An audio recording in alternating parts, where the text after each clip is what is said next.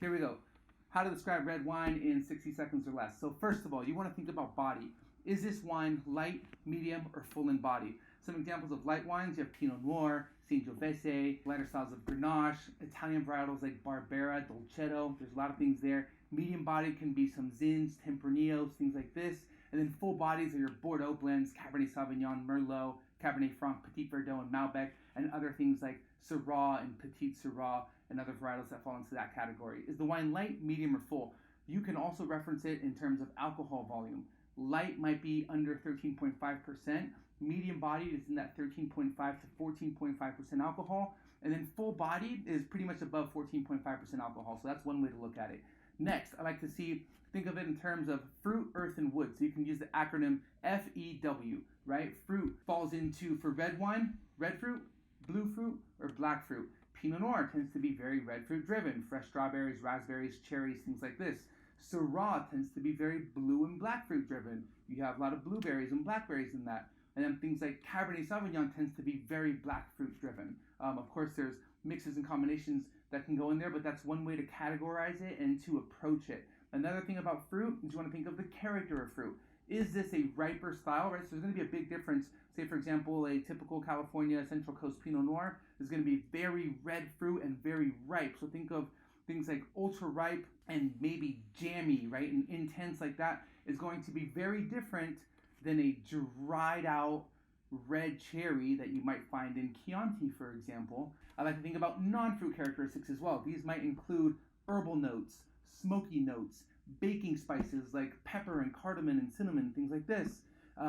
They also might include random things I think like barnyardy and animalistic kind of characteristics can come next. I like to think about the earth components. Is there a gravelly minerality to this, like you might find in, Bordeaux for Cabernet or Napa Valley for Cabernet? Is there a clay component to this that has kind of like a more rounder texture that you might find for in a lot of areas that grow Merlot? Is there a volcanic minerality that's just very wild and ashy and almost like burnt, scorched earth, like you might find in some Sicilian reds or Italian reds from the south? There's things like that. Is it fresh forest floor or wet forest floor that you might find in some styles of Pinot Noir? Those are typical earth components corresponding to those grapes. That's just something to think about.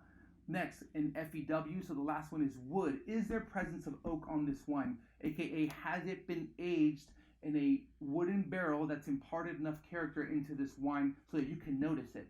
Now, wood can come across as, depending on the type of char and the oak, it can be like a vanilla component, even coconutty. Some people will say there's a kind of like a sweeter oak profile. Sometimes in French oak, it can be a little bit sharper, like in the form of shaved pencil lead or gravelly or kind of things like this. So, and also wood aging will impart a little bit more tannin into the wine and into the ultimate structure of what you're tasting. So again, just a quick recap. Think about the body of the wine. Is it light, medium, or full, right? Think about the fruit components. For red wine, is it red, blue, or black? Is the wine riper, jammier, or drier, right? For non-fruit, is there smoke? Is there pepper? Are there any floral notes? Are there any herbal notes? Those are non-fruit components. For the earth, are you getting any significant earth notes out of these wines? You don't have to get any of these characteristics, just the things that stand out at you. And then finally, wood, is there any oak presence on this wine from barrel aging? Lastly, actually, I like to think about how is this wine finishing? So is it very dry? Is it a drier finish or is it a fruit dominant finish, right? That's going to have a lot to do with the wine. And then acidity and tannin normally hit you towards the end. Are the tannins very high and are they persisting throughout this wine into the finish? That's something to consider. And where's the acidity? Is it making you pucker still, your mouth salivate a little bit towards the end?